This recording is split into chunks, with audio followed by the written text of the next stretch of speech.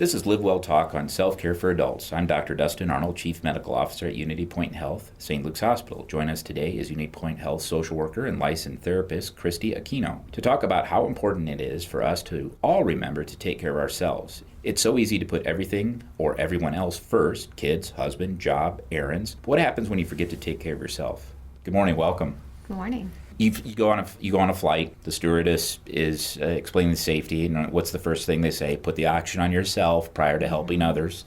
So this is a common problem that I think, as a physician, been in practice for 25 years. I always would counsel the spouse of someone that was chronically ill to take care of themselves, because so often I would get a spouse, the husband would go through chronic illness, subsequently pass away, and then all of a sudden the wife would present with chronic medical conditions that have been neglected. And here I've known this wife for 15 years, but then I stop and realize, I go, wow, she hasn't seen a physician in 15 years because she's been so preoccupied with that. So tell us a little bit about the philosophy behind taking care of yourself first. Oh, self-care is so important. When we talk about taking care of others, we can't be our full self unless we're really taking care of ourselves. And that means something different for everybody on any given day, any different season, the different seasons of their life, as to what self-care means for them.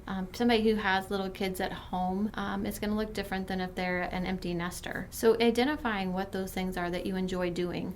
It doesn't have to take a long time. It doesn't have to take, like half a day. It can be a bath. It can be, something simple. But the importance of self-care so that you can function to your highest level for the people around you is so incredibly important. I think the encouragement to give individuals, particularly young mothers, that it's not selfish to have self-care.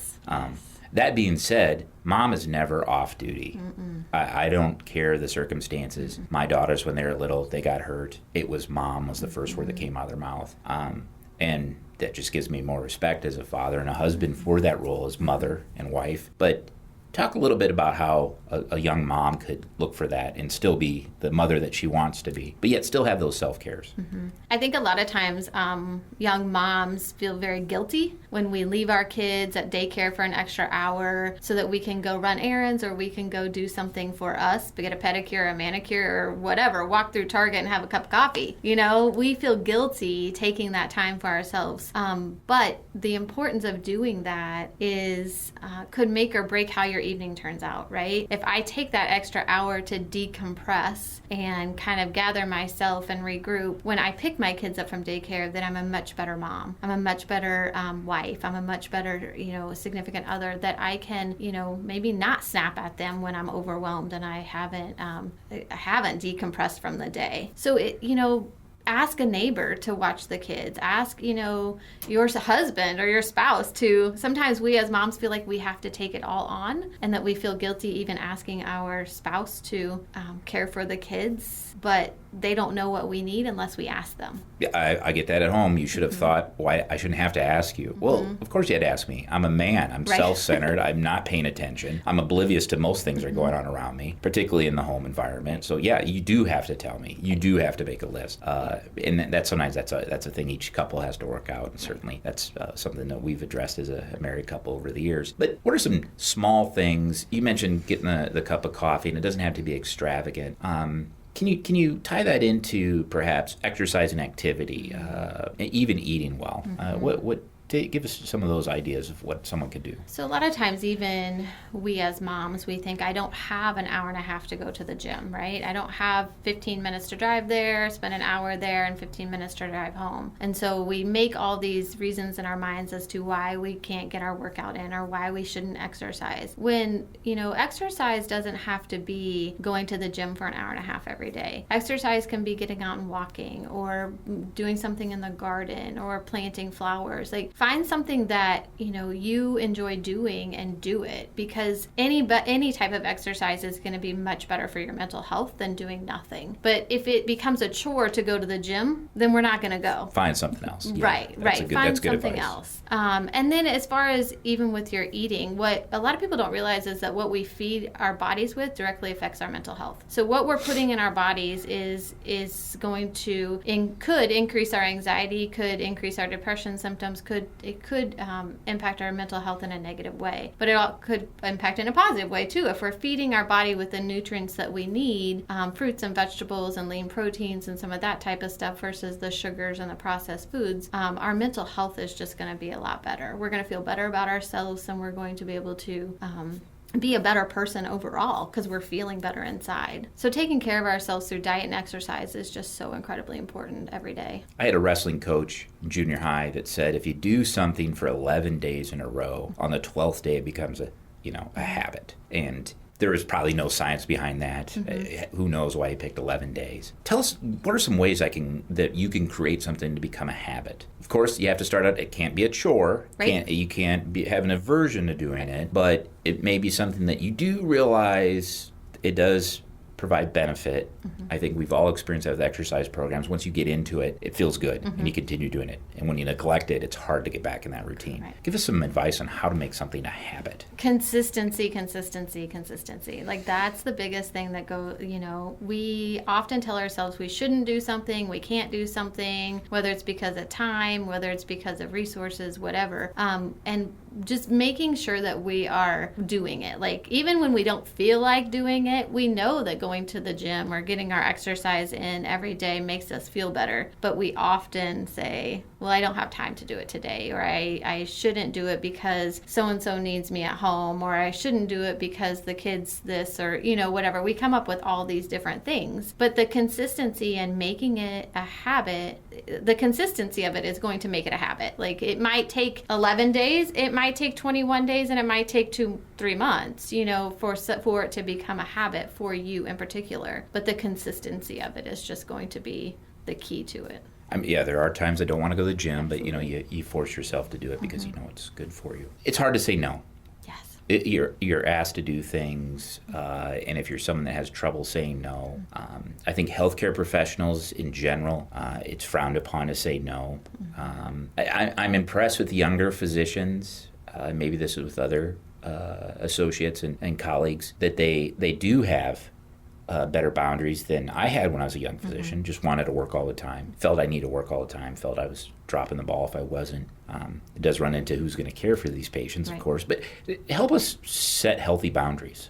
It starts with identifying where you need to set those healthy boundaries. Is it at home? You have that guilt that you need to go straight home from work because your wife or your husband and your kids need you? Is it a personal, is it work where it's okay, I feel bad if I'm leaving work and not helping even though I've been here 2 extra hours? Identify where you need to set those boundaries and what's interfering in you maintaining your self-care. For me personally, I know I leave here and I change my clothes at the office so that I know I'm going straight to the gym, because if I don't, then I make every excuse in my head as to why going to the gym isn't feasible for me today. So if I have my system in process and in place, and I change my clothes and I'm after the gym, I do my thing, and then I'm available for everybody else. And I really had to set that boundary for myself, because in my own head, I had all these other things that I needed to do. My family was okay with it. It was just me that, was putting that expectation on myself. But I communicate with your family, communicate with, your coworkers or whoever, and just let them know, hey, this is something I need to do for me, and that's really a non-negotiable. I think that's wise. Good, transparent communication solves most problems. Right. I've done this, and I know other people have done it. You're on it. You're trying to eat healthy, trying to do a better job at that. You have a breakdown in the middle of the day, so then you say, well, I'm going to eat unhealthy mm-hmm. the rest of the day because I had this. And I was told once, and it's a great analogy, that would be like dropping your cell phone and then jumping up and down on it mm-hmm. because you dropped it. So, I think, tell us some ways that, in your experience, what is a way to redirect yourself if you start to have a breakdown in the middle of the day? I always tell people, give yourself some grace. We're all going to want, if you're talking about food, right? We're all going to want that cupcake in the middle of the day to feed our emotions, or that cookie, or that whatever. It's going to happen sometimes. And if it happens, that's okay. Give yourself some grace and just say, you know what? I wanted that. I ate it. I'm good. But pick up in the next, food you eat and make a better choice, or a healthier choice, a more nutrient dense choice, and give yourself some grace. Even if you didn't go to the gym today or didn't get your workout in today, it's okay. Don't beat yourself up. Just pick up tomorrow and put it back in your routine. Things happen. Life happens. we can't, once we start depriving ourselves of different things, then our mind takes over and we're like, or we feel like we failed, then our mind takes over and says, I'm not good enough and I'm not this and I'm not that. And so we then just do nothing and we don't pick up at the next meal or the next day to make a better choice. I'm going to ask probably a tough question. We've talked about another podcast about competitiveness, social media. It just flames that. Everybody's life is perfect on Facebook. You're making the comparisons. How as an adult do we take care of ourselves but yet not get sucked into the vortex of competitiveness and comparison that you see on Facebook and Instagram? I think the big thing is to remember it's your journey. This is your life to live. It's not somebody else's. You're comparing what you are doing to what somebody else is doing is only going to keep us in a backward motion versus moving forward and moving in a positive direction in our journey. But we each have our own life to live, and we each have our own journey to go on. And just because somebody spends 3 hours at the gym and I can't, that doesn't mean that they're better than I am. Just because somebody's posting all of their healthy food that they're eating and how everything else that they're doing throughout the day, doesn't mean that they didn't binge eat on something else. Right. Yeah. So, what you're seeing on social media isn't real always. And so just remembering that what you're doing, as long as you're okay with it and you feel good about it, then it's your journey. It's your life to live, not anybody else's. Pretty simple advice. I'd give the advice, just be a little bit better person today than you were yesterday, and tomorrow will be better than today. And if you can do that, everything else will kind of fall into place. Absolutely. I always tell my daughters, nobody can make you feel bad unless you give them permission to do such. So if you're upset by something, quit giving that person or that item or that issue or that scenario permission. You didn't give it permission. Right. I'm paraphrasing. Eleanor Roosevelt actually had that quote. It wasn't mine, but I don't tell my children. Right. They think I'm brilliant. Well, this is fantastic information. Thank you for coming today. I know you're busy. Again, this was Christy Aquino, social worker and licensed therapist with Unity Point Health. If you have a topic you'd like to suggest for our LiveWell Talk On podcast, shoot us an email at stluke'scr@unitypoint.org. And we encourage you to tell your family, friends, and neighbors about our podcast. Until next time, be well.